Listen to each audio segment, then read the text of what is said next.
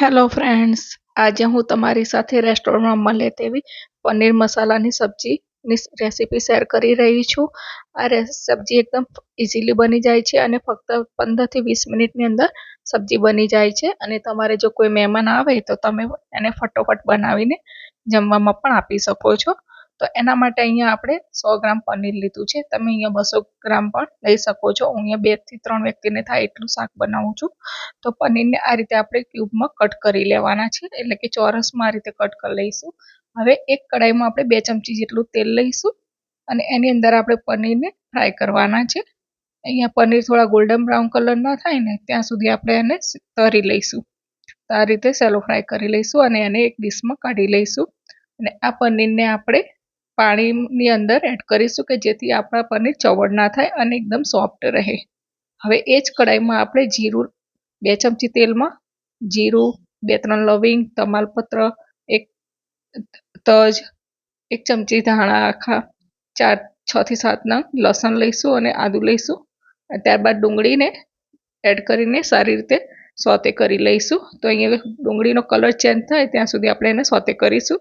ત્યાર પછી 2 મીડિયમ સાઇઝના ટામેટાને આ રીતે કટ કરીને લીધા છે અને 6 થી 7 નંગ આપણે કાજુ લીધા છે અને કોથમીરની ડંઠલ હોય ને એ લેવાની છે. એના લીધે આપણા શાકની ગ્રેવીનો ટેસ્ટ ખૂબ જ સરસ આવશે. તો આ પ્રિપેરેશન આપણે ગ્રેવી માટે કરી રહ્યા છીએ. તો એને લગભગ ઢાંકીને 4 થી 5 મિનિટ થવા દઈશું. તો અહીંયા આપણા ટામેટા સોફ્ટ થઈ ગયા છે. તો એને ગેસ બંધ કરીશું અને એને હવે આપણે મિક્સર જારની અંદર લઈ લઈશું અને એને ગ્રાઇન્ડ કરી લઈશું.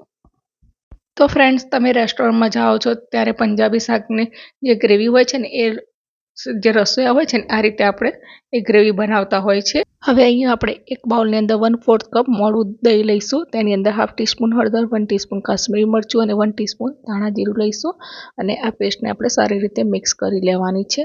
અહીંયા તમને જો થોડું દહીં ઘટ લાગે તો 2 ચમચી પાણી રેડીને એની કન્સિસ્ટન્સી સેટ કરી શકો છો. હવે અહીંયા આપણે કઢાઈમાં 2 ચમચી ઘી અને 2 ચમચી તેલ લીધું છે.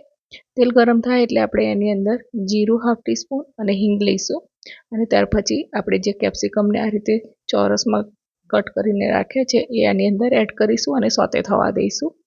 હવે આપણે જે ગ્રેવી બનાવી છે એ એની અંદર એડ કરવાની છે. તો આ રીતે સારી રીતે આપણે મિક્સ કરી લઈશું અને હવે અહીંયા આપણે સ્વાદ પ્રમાણે મીઠું એડ કરીશું અને જે આપણે દહીંની પેસ્ટ બનાવી છે ને એ એની અંદર એડ કરીશું. તો તમે આ રીતે જે સબ્જી બનાવશો ને તો ખાવામાં ખૂબ જ ટેસ્ટી બને છે. હવે એની અંદર આપણે અડધા કપ જેટલું પાણી એડ કરીશું અને થવા દઈશું. તો હવે અહીંયા આપણે 1 ચમચી જેટલી કસૂરી મેથીને હાથથી ક્રશ કરીને એડ કરવાની છે અને 1 ચમચી કિચન કિંગ મસાલો એડ કરીશું અને સારી રીતે મિક્સ કરશું અને જે પનીરને આપણે તળીને રાખ્યા છે એ એની અંદર એડ કરી લેવાના છે.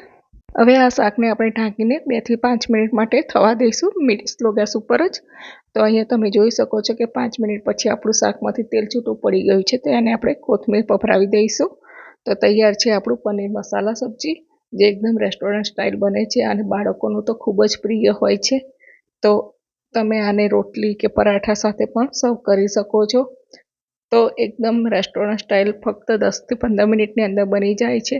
તમારે જો કોઈ ગેસ્ટ આવે તો તમે એકદમ ફટાફટ બનાવી શકો છો. હું અહીંયા ઘઉંના લોટની નાન બનાવી છે તો એની સાથે સર્વ કરું છું. તો ખાવામાં એકદમ ટેસ્ટી લાગે છે અને મારા બાળકોનું તો ફેવરેટ છે. તો તમે પણ આ રેસીપી જરૂરથી ટ્રાય કરજો. ફરીથી મળીશું એક નવા વિડીયો સાથે. Bye, take care.